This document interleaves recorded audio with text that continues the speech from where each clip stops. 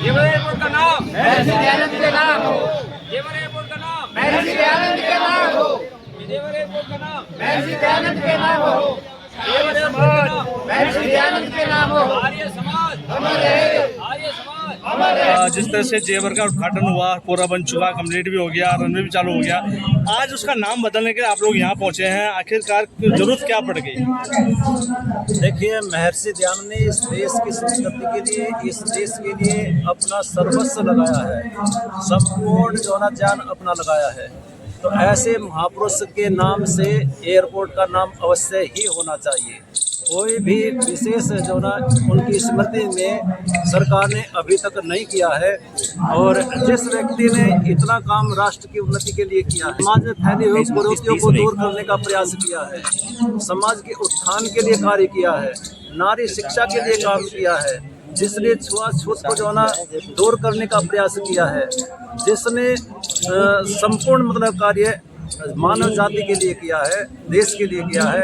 ऐसे महापुरुष, ऐसे ऋषि परंपरा के अंतिम ऋषि, जिसके तुल्य दूसरा ऋषि नहीं है, तो ऐसे महर्षि दयानंद सरस्वती के नाम पर एयरपोर्ट का नाम अवश्य ही होना सर, आज चाहिए। आप धरना प्रदर्शन कर रहे हैं जंतर मंतर पे, तो इससे पहले आपने केंद्र सरकार या राज्य सरकार को उसके नाम आपने नहीं, इसके लिए अलग अलग प्रयास हो रहे हैं। जैसे हमारे उत्तर प्रदेश के लोगों ने जो ना पंचायत भी की है, जगह जगह लोग कर रहे हैं और हम करते रहेंगे। आज जुलाई को जंतर मंतर पर आर्य समाज के कुछ कार्यकर्ता भारत सरकार से एक मांग करने आए हैं।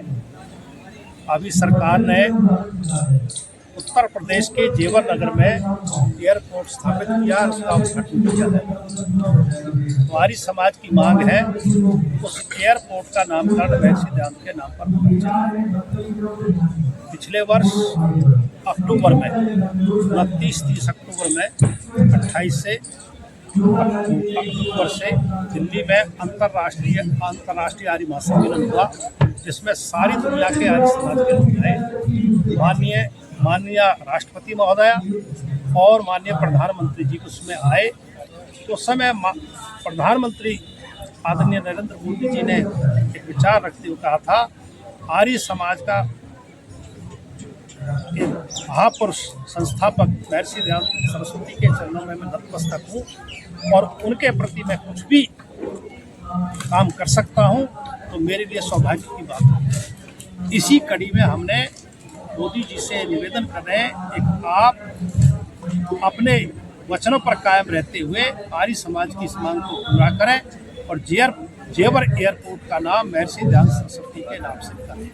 मंजीत जी, आज इस कार्यक्रम के आप संयोजक हैं, इस कार्यक्रम की जानकारी दीजिए। एक कार्यक्रम जो हमने किया, जेवर एयरपोर्ट का नाम महर्षि दयानंद सरस्वती एयरपोर्ट करने के लिए। ये मांग नोएडा के अंदर एयरपोर्ट है, नोएडा के अंदर बहुत बड़ी पंचायत हो चुकी है, उसी क्षेत्र के लोग चाहते हैं।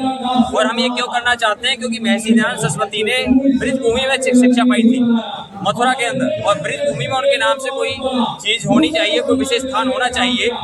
और इसके अतिरिक्त मैं जो पहली फ्लाइट हुई थी जेवर एयरपोर्ट की, उस उद्घाटन फ्लाइट में मौजूद था।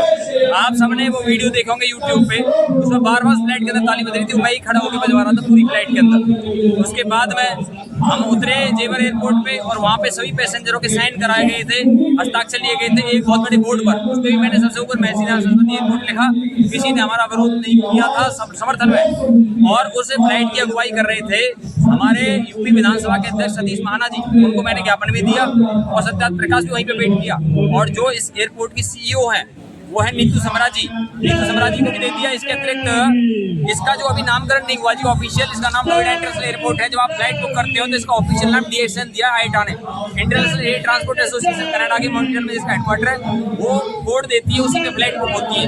दिल्ली का DEL है, बॉम्बे का BOM है और नवी मुंबई का जो NMI है, तो इसका भी DXN है। हम चाहते हैं इसका नाम MDS महर्षि दयानंद सरस्वती के नाम से इसका जो नया कोड मिले।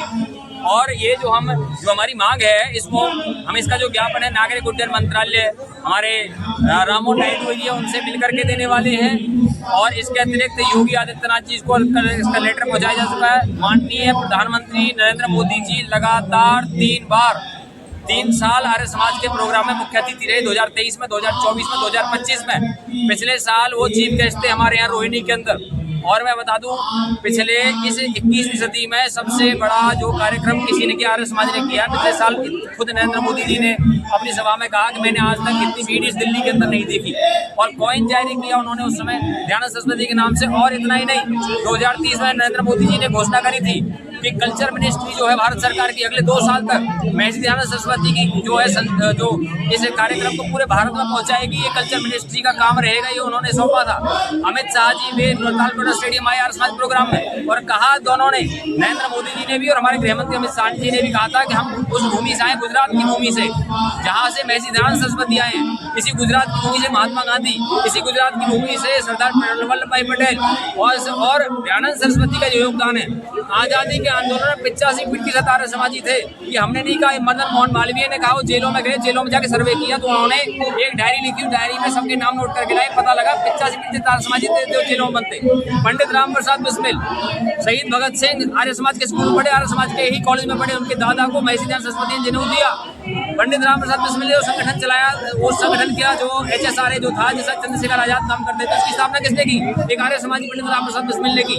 लाला लाजपत राय जो लाहौर आर्य समाज के अध्यक्ष थे, मैं आपको जो है सबूत के साथ बताऊं, महात्मा गांधी के गुरु गोपाल कृष्ण गोखले के गुरु महादेव गोविंद रानाडे, और रानाडे के गुरु महर्षि दयानंद सरस्वती, वीर सावरकर के गुरु श्यामजी कृष्ण वर्मा, और श्यामजी कृष्ण वर्मा गुरु महर्षि दयानंद सरस्वती थे। तो हमारी मांग इतनी जायज है, तो ये सिर्फ इतना नहीं है कि भाई जो है आज आप देखिए मॉरिशस, फिजी, मॉरिशस के अंदर 65% हिंदू। जैसे क्या है वहाँ के सारे कॉलेज, सारे स्कूल आर्य समाज के जाके देख लीजिए, वहाँ कंपलसरी हर जो उसके क्लासरूम के अंदर दयानंद का चित्र होता है। सूरीनाम के अंदर हिंदी जीवित है, हिंदी का रेडियो चलता है, आर्य समाज की वजह से चलता है, स्वयं भाषा। और इसी तरह से फिजी के अंदर आप देख लीजिए, DAV जो है पूरी भारत की सबसे बड़ी एजुकेशनल संस्था है। 20 लाख स्कूल कॉलेज किसी के नहीं है। दयानंद एंग्लो वैदिक 1886 में स्टार्ट हुई। इसी में जो सबसे ज्यादा हमारे जो क्रांतिकारी सबसे ज्यादा कहाँ पढ़े? भगत सिंह DAV में पढ़ा था, DAV कॉलेज का छात्र था वो। तो ये मैं आपको बात बता रहा हूँ। एजुकेशन के मामले में आप देख लीजिए, कोई भी जितने भी हमारे दो प्रधानमंत्री आर्य समाजी हुए, चौधरी चरण सिंह और लाल बहादुर शास्त्री, कहते हैं भारत के इतिहास में सबसे ईमानदार प्रधानमंत्री लाल बहादुर शास्त्री थे, और या फिर चौधरी चरण सिंह थे। उनका छोटा कार्यकाल था, ये हम सब जानते हैं। और इतना ही नहीं, RSS की स्थापना किसने करी? डॉक्टर हेडगेवार ने। उनके पिताजी आर्य समाज के पुरोहित थे। तो अब आप ये लगाइए कि RSS की जड़ में भी आर्य समाज है। और ABVP का जो भारत का सबसे बड़ा विद्यार्थी संगठन है, उसकी जो स्थापना किसने की? बलराज मधोक ने। बलराज मधोक जो है एक प्रसिद्ध आर्य समाजी थे। भारत की पहली संसद में जो जनसंघ के सांसद जितने आए थे, 80% जनसंघ के सांसद आर्य समाजी थे। आज आप यहाँ पर यहाँ मेमोरेंडम किसको दे रहे हैं? मेमोरेंडम हम नागरिक उड्डयन मंत्री राममोहन नायडू जी को दे रहे हैं। फिलहाल तो इसके अतिरिक्त हमारा जो है, हमें नरेंद्र मोदी जी को जो है डाक के माध्यम से ज्ञापन पहुंचाएंगे, और एक ज्ञापन हमारा जाएगा यूपी के CM हमारे योगी आदित्यनाथ जी को जाएगा। और वैसे तो हमें और भी 2 ज्ञापन तैयार किए हैं, एक लोकसभा स्पीकर को भी आएगा। आगे की रणनीति है जी, अभी हमने जंतर मंतर में कार्य किया है, इसके बाद जितने भी जिला मुख्यालय हैं उन सब में आर्य समाज ज्ञापन देगा। और आगे बड़ी पंचायतों की योजना, जो आगे की रणनीति होगी कि हमें इसमें कैसे चलना है, क्योंकि हमें विश्वास है जी, क्योंकि हमको जो है ये भरोसा दिया गया, आश्वासन दिया गया है कि इस मांग के आगे बढ़ाया जाएगा। फिर हम देखेंगे कि इसमें कैसी रणनीति अपनानी, क्योंकि इसके लिए बहुत जल्द ऐसा मेरा विश्वास है कि यूपी सरकार, उत्तर प्रदेश सरकार नोटिफिकेशन निकलेगा और आईटा में अप्लाई किया जाएगा। इसका नए कोड के लिए अप्लाई किया जाएगा। तो ये हमारी मांग थी जी। आप सब जितने मीडिया के लोग यहाँ पे आए हैं, इन सब का हम धन्यवाद करते हैं।